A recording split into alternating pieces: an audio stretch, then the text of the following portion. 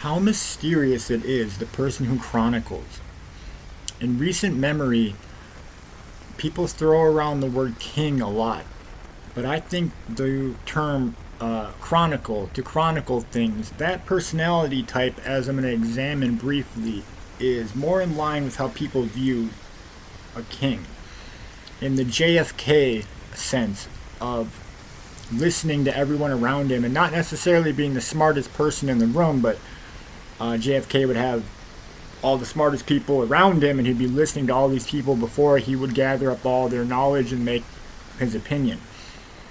I'm not sure, but it's very mysterious because chroniclers can be very impactful. Now, these four are as they are. I'm going to present the only people that I've come across where I've been like, oh, this person's chronicling something for sure. There are many examples I can give with someone almost chronicling and the separation therein. Alright, I view chronicling as different from documenting. Chronicling is also not to give the news about something. Now, as we will examine, it's a whole personality type, I think you'll start to see, where it's like a social, empathetic, humble. It's interesting. It's very interesting. But there's many ways when it cannot be someone who's chronicling something. But also, I think chroniclers are also very impactful. I think their whole purpose is to create some kind of a change, to alert you to something, or I'm not sure, but they're gathering everything up to streamline the process of something, basically. Now, in history, the chroniclers that I have come across are usually in war books, but they can be extremely impactful people. This personality type is very rare, and I think it might be 100% success rate of no matter what you chronicle, people are going to pay attention to you. It could be a very niche thing if they need to know about French cheeses. All of a sudden, you're the guy if you're the guy chronicling French cheeses or whatever. So, yeah. Alright, let's begin. Alright, my first experience with coming across someone who chronicled something and me referring to someone as them chronicling whatever it is a man named Mike Colameco. One morning I was at home at 10 a.m. and his show came on PBS, and I really liked it. He was in Portugal. It was very, very nice and clean and very elegant, and I started to watch his show because I liked the vibe that it had. And then I realized that he was chronicling the restaurant scene of New York City in the early 2000s. And this is the first time I ever talked about someone chronicling something, where I referred to him whenever I showed someone the show or whenever I was watching it and they were asking what I was watching. I said, oh, it's this man who chronicles the New York restaurant scene, Mike Colameco. So we're sitting outside of 239 West Broadway in Tribeca, New York, a restaurant that opened 30 years ago and launched the careers of Chef David Bouley, really America's first international superstar chef, and Drew Nieporent, one of the greatest restaurant impresarios of this generation. It got 3 stars 2 months out back then. It's almost had 3 stars uninterrupted since then, most recently as Corton. Now it's Betard. New crew, new cuisine, new everything. And in my mind, it's as good or better than ever. I love Mike Colameco because he's chronicling New York and the restaurant scene. It's a really big deal. I don't know if you've ever seen American Psycho. That's got the restaurant scene in it. There was lots of things on Vice. There's lots of media that have to do with the New York restaurant scene. So that's one reason, is it's a great thing to chronicle and to show to everyone what's going on with that, because it's a big deal in New York City. The other thing is that it's a timepiece in a specific way. It's right after 9/11. Really hard to overstate the importance of Drew Nieporent to this Tribeca neighborhood. He opened Montrachet as a pioneer almost 30 years ago to the day, and Drew did to this neighborhood what Danny Meyer did to Union Square. Both these guys are full-on impresarios who really represent a generation of change in the New York restaurant industry, shepherding in kind of the downtown casual fine dining scene at a time when it didn't exist, and really responsible for where it's gone to this day. Drew. Hey, Mikey boy. How Pleasure, you doing? brother. Thank you. So we're sitting here today, not for the first time. We filmed here a few years back under a different Burgundian name. Talk about this place and take me back Because I remember you opened in '85, so we're 30 years right. in. 30 years at this location under various names. Right. Just take us back in time to Looking 30 years good, ago. right? Yeah. Like Muhammad Ali. Well, 1985, of course, was a different time in New York City, and this neighborhood was fairly desolate. There was one culinary flag here, and that's Odeon. Right. And I would jog in this neighborhood, and I realized that there was a potential to do something because the rent was very inexpensive. So I found this location. I could afford the rent. I think it was $1,500 a month. And I remember how much money you raised. Don't even talk about it. Well, I think the number. Alright, for whatever reason, I have come across a lot of Magic the Gathering people chronicling those two things together. Someone chronicling, and it happens to be Magic the Gathering. That's like, I've had 3 examples of someone chronicling, but it's in regards to Magic the Gathering. And trust me, I'm everywhere, okay? People like, and this is all the examples I got of people chronicling. I'm sure there might be like 2 more out there, but so yeah, so I'm going to give you these examples in order of my experiencing them, not necessarily in order of how I rank them, I guess.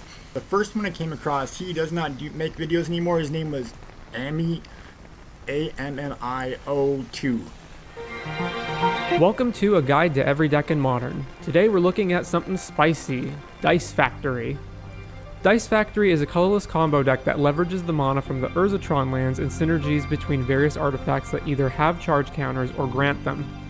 Unlike traditional mono-green Tron though, the deck is looking to abuse synergies rather than play big haymakers. The deck it's most similar to is Yeah, those videos are great.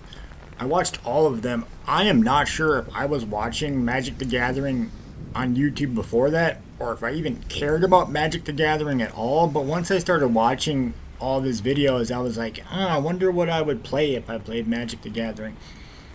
And that led me down the rabbit hole eventually, because I wasn't even looking for this stuff at all, but it led me to the next one who I'll show. And his name is Thraben U on YouTube, and he also does Magic the Gathering, but he does a different format. The other guy, he will show every format. I think he has videos about every format, but this guy will also play, and it's mostly about the legacy format in Magic the Gathering. So yes, Thraben U. Hello folks, Bill Gallagher of Thraben U here for another Legacy video. Today's video is supported by my sponsor Top Deck, and we'll take a look at them after round 1. So Sabor de Soledad 5-0'd with this rather impressive mono-red prison deck list. That contains 4 Yokel-Hops.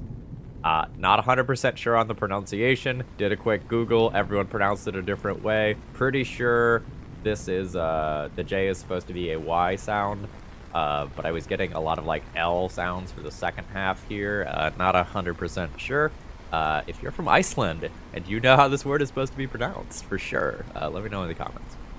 Okay, so this card destroys all artifacts, creatures. Okay, I know what you're gonna say. That is exactly the same as every single person on Twitch and like every person who plays video games on YouTube, and no, it is not, and I'm not exactly sure how to describe the difference. But first of all, it's a body of work, but it's not the body of work that makes the difference between someone who is chronicling something and someone just giving news about it, because he'll give news if there's any relevant news. All these people will give that news, of course. Or whatever the other example I said was, documenting. That's the difference, because other people who play video games, they're just documenting whatever they do, and right now they're playing video games. And guess what? That's boring, in my opinion. It's a lot different, but for some reason, there's not that many people who chronicle anything in their life, and it's freaking awesome, because I think it takes like a level of, like they don't, like, okay, someone who's like playing video games on YouTube, they're just, I don't know, it's different, because someone who chronicles, they've already have like a whole depth of experience in this thing they're chronicling. They're already experts, and it's not so much about them, it's about this thing. They're just showing the thing, and they're trying to step out of the way. Like the last 2 guys, actually, both those guys are not very good players basically in that game, so no offense to them. And same with Mike Colomecco. He is a terrible cook. So it's they just like love something and they're just like showing it or whatever. Now compared to you or the next person, they're probably like, they might actually be amazing, but they're very humble, I guess. Is probably what it is. But at like a glance, you could say that about them and they wouldn't be all that offended. But you know, they're showing you this thing or whatever. So whatever that thing is. But yeah, chronicling. The no chronicling protest. Where are all the chroniclers? Sorry. Alright, number 4, the last one I'm going to present is called the Play to Win podcast, and they are also about Magic the Gathering, and it is the competitive Elder Dragon Highlander format, or Commander. Like, not quite there, but What almost. if we just did it based on feeling? Feeling? Yeah, like what do you feel? I gotta do a it's number. rated? I feel numbers. Okay, that's fair. So, like, I also like this channel because it's a little bit of a who's who in the up and coming Magic scene. They got that one guy, not Post Malone, but that one guy, you know who I'm talking about. It's like a Flat Earth song. He's like a rapper. He's on there. They got some other people. They got that one science guy. Yada yada. You get the point. It's a pretty cool channel. Now, in conclusion, there are tons of things that are pretty close to being chronicles, and there are so many things in the world and in history that would have been great if someone had chronicled, but it just didn't happen. I could give a list of books and what I've read that someone had chronicled that is absolutely amazing, or some kinds of things on YouTube that are really close to being a chronicle of a subject but aren't quite there, and whatever technicality I would think of as to why it's not the case or what not, or why it even deserves to be mentioned. Like all the channels I watch are on YouTube are kind of like chronicles, probably to some extent or another. For example, the Andy Roddick has a tennis channel called Served or Swerved, maybe. I'm not really sure what the name of it is, but it's on YouTube. It's got Andy Roddick, the tennis player, and if it had been him, it's more of like a news channel, like a commentary, which is kind of funny, but that's not the same thing. But if it had been while he was at the top of his game and like number 2 or number 1 in the world, and he was chronicling that experience firsthand, like right then, that would be absolutely amazing and would obviously be on the list. But that isn't quite what.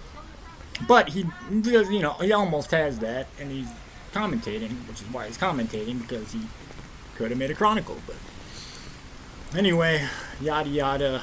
That is the list of chronicles that I can see right now and that I know about. I'm sure there are some more, and I'd love to know about them. Maybe I'll come back to this topic, or I'd love to make a tier list at some point. But there you go.